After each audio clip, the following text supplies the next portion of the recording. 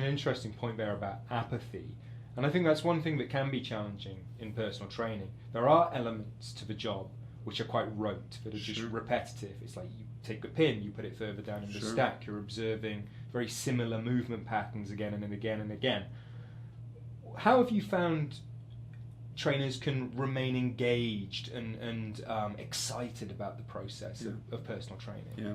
Well, firstly, I think it's important to be reminded that excellence in almost any field, I mean, I think the biggest enemy of excellence is boredom.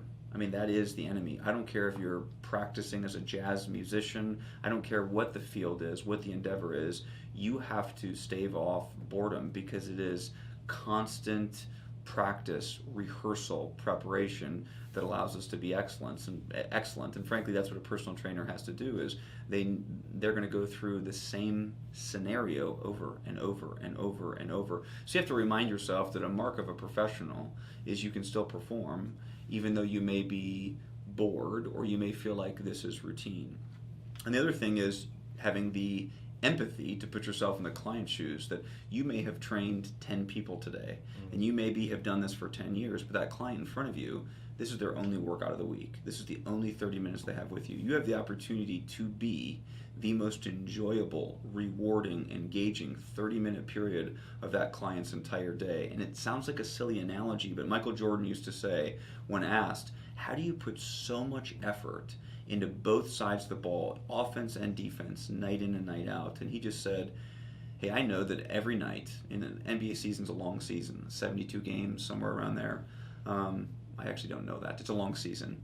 And I know each night when I'm playing at home in the United Center, there's a 10-year-old kid sitting in the 15th row that is the only time he will ever see Michael Jordan play. And so that kid is going to base his entire opinion of Michael Jordan on that game. And the same is true of our client. Our client doesn't care that for the last 10 years we delivered thousands of perfect workouts, really great workouts.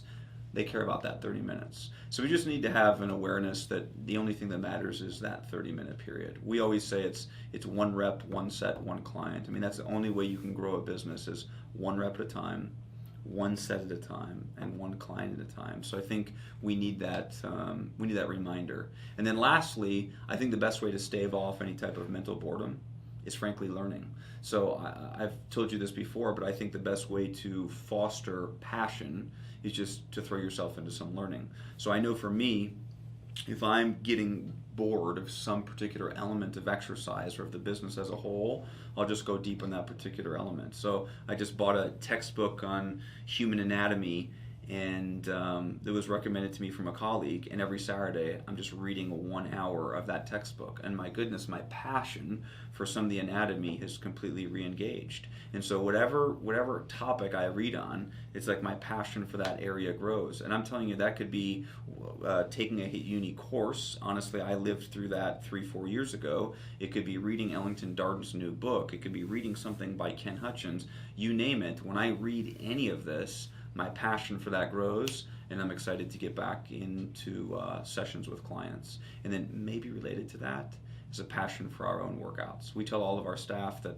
you cannot be you can be a good, but you can't be a great personal trainer unless you also have a passion for your own workouts. And we do the coolest thing for a living, in that what we're delivering every day with a client, we get to enjoy ourselves. I mean, I'm thinking we have our resistance exercise conference coming up in a few days, and I feel so selfish and excited going into that conference, because we're putting on a conference where we're learning how to grow professionally. But frankly, every time I listen, we're going to listen to Doug McGuff, and I'm going to listen to James Fisher and Jeremy Loenecki, and listen to them talk about strength. And I'll be honest, selfishly, I'm thinking from a lens of my own workouts. How can I enhance my own workouts? And then I'm reminded, oh, by the way, this is what I do for a living, and this is going to enhance all of my clients' work. I can't imagine being an attorney or being a physician and going to a conference on a topic that doesn't have any impact on me personally. It just impacts what I do professionally. We're in this beautiful situation where everything we learn and absorb